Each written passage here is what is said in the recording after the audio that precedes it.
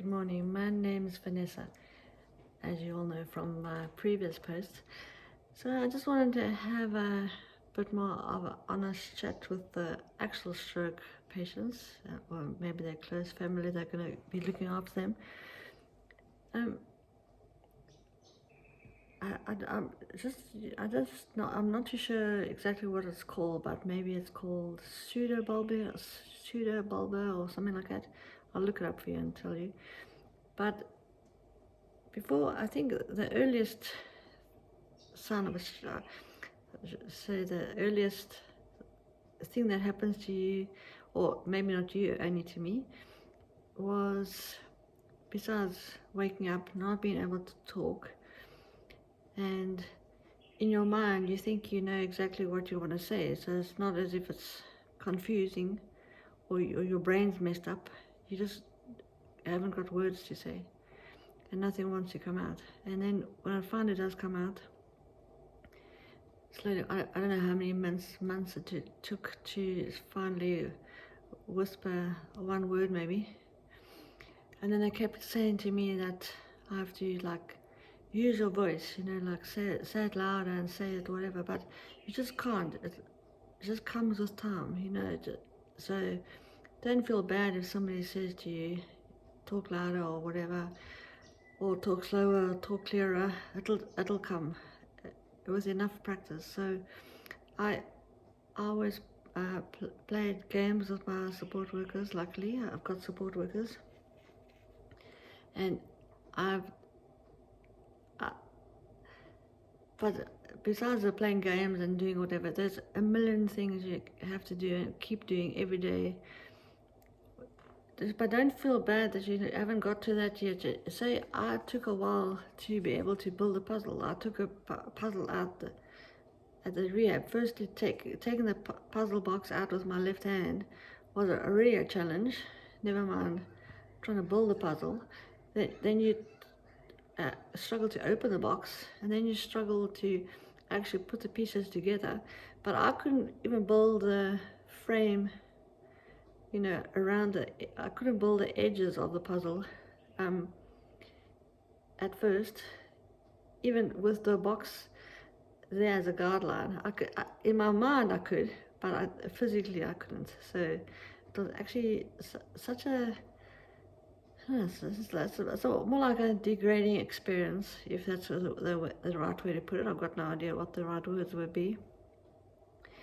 But probably the most difficult thing that you feel a total idiot about, besides all these other expected things, is this pseudobulbar whatever. When you cry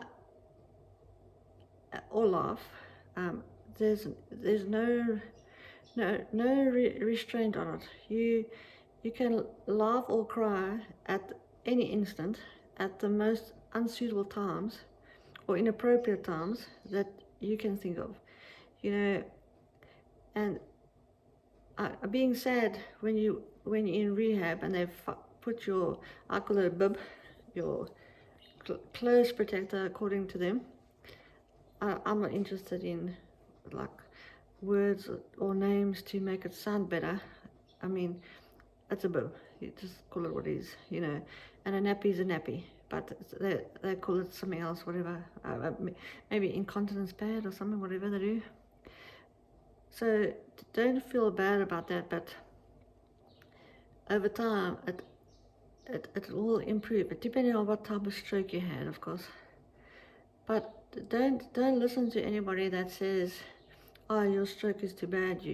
She won't be able to do anything. She won't be able to do this." You never know. So if you have faith in the process and faith in your support workers and faith in your rehab specialist or your family that's gonna rub your arm or massage your arm every day, every time they see you, just play with your fingers or do whatever, just to let your brain recognize you got a limb. So it doesn't help if a visitor comes and sits next to you for an hour or 2 hours and just tries to talk to you, a one-sided conversation, which is good. I would rather let people come tell me about their day than them asking me about how my day is when I can't speak. And of course, my day is not that pleasant. So, but it was more, let's call it heartwarming, to hear about other people's day. I would prefer people to just walk in and smile at me and then ask.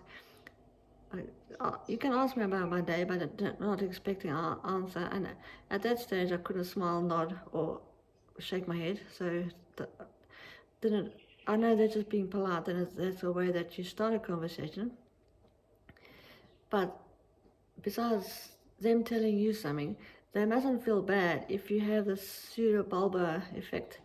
When you start crying excessively or you start laughing excessively, doesn't matter what the news is, honestly. They can tell you they something catastrophic has happened in their life, and it's not that you're laughing at the news. Your brain was about to laugh in any case. So it's a worse feeling. And then if you offend somebody, you can't say sorry because you don't have the ability to talk. I'll say sorry. So it's such a vicious cycle, and it's really confronting, especially when you can't stop crying or stop laughing, and when you finally get your breath back, finally say, "Sorry, I didn't mean to say that or do that. That was purely just my brain's reaction, and it wasn't to do with your news, So I don't know. I think it's a very difficult thing to understand or to speak about, but I definitely think people that had a bad stroke, the family should be warned about this kind of stuff, that they aware that this can happen, and it's honestly no reflection on the family member or friend, because they are all precious, and the any communication, even if they just sit down and tell you about the day as if you weren't there, to me that was better for me to hear that than to try and make a conversation, which I couldn't do. So I hope that makes sense to you. Just I want you guys to look after yourself as best you can. Thank you for listening. Okay, thank you.